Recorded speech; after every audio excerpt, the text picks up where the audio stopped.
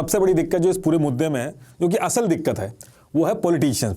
ये नेता लोगों को कभी भी एक वोटिंग नंबर के काउंट से ज्यादा कुछ नहीं समझते हैं और हर चीज को एक वोट बैंक का सर्कस बना देते हैं।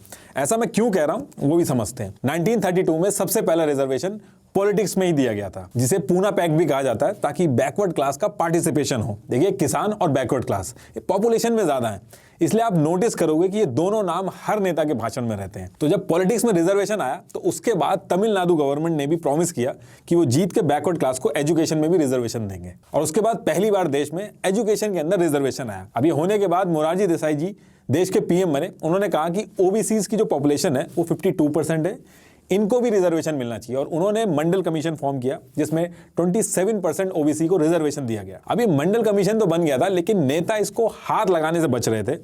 इंदिरा गांधी जी ने इस पूरे मंडल कमीशन को नहीं छेड़ा, फिर राजीव गांधी पीएम बने, उन्होंने भी इस मंडल कमीशन को नहीं छेड़ा। अब इसके बाद 1989 में वीपी सिंह जी की सरकार आई।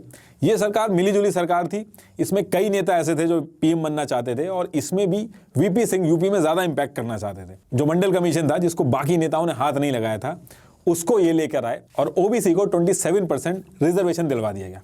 बहुत ज़्यादा गुस्सा हुए लोग, कई सारे प्रदर्शन भी हुए, लेकिन ये फिर भी लागू हुआ।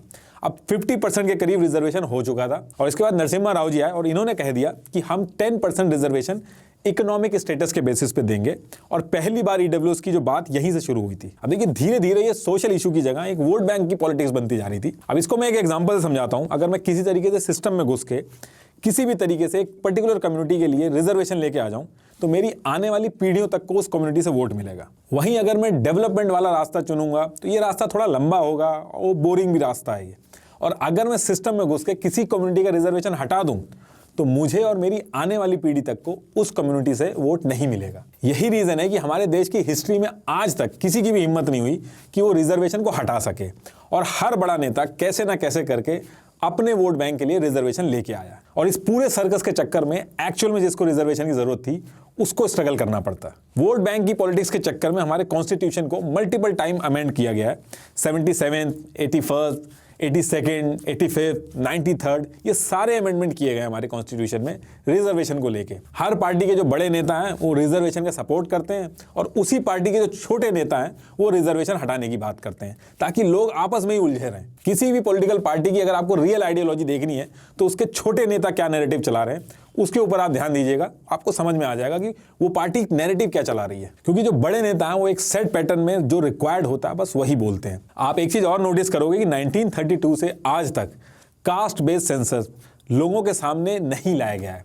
SC ST की मजबूरी थी, लोगों के सामने लाया गया क्योंकि कॉन्स्टिट्यूशन के अंदर उसके प्रावधान है, लेकिन बाकी किसी भी कास्ट का जो सेंसस है वो लोगों के सामने ही नहीं लाया गया है। सालों से ये जो डेटा है ये ministry of social justice and welfare के पास पड़ा हुआ है, लेकिन उसने उस डेटा को रिलीज ही नहीं किया है। अब ऐसा क्यों किया गया है वो एक अलग मुद्दा है। फिलहाल लास्ट में मैं यही कहना चाहूंगा कि कोई भी आदमी अपनी कास्ट से बड़ा नहीं होता है। बड़ा आदमी वो होता है जिसके साथ बैठ के कोई भी आदमी अपने आप को छोटा ना फील करे।